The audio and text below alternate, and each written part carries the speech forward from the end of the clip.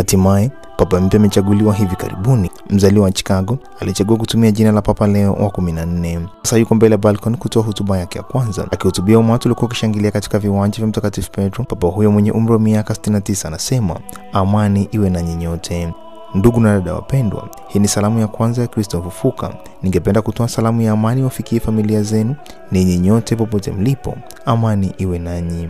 Anapohitimisha somaji huo kwa baraka zaidi, Papa Leo wa 14 anapungia mkono umati ambao sasa unajaa katika uwanja wa Mtakatifu Petro.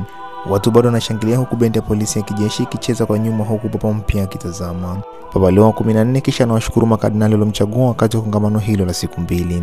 Sote tunaweza kutembea pamoja kuelekea nchi hiyo ambayo Mungu ametuandalia, anasema salamu maalum kwa kanisa la Roma. Anatoa pongezi kwa mtangulizi wake Papa Francis, huku akisema anataka kuwasilisha baraka zake kwa watu kama Papa Francis alivyofanya katika siku yake ya mwisho katika uwanja wa Basilika la Mtakatifu Petro. Ubinadamu unamhitaji Kristo kama daraja la kufikiwa na Mungu na upendo wake.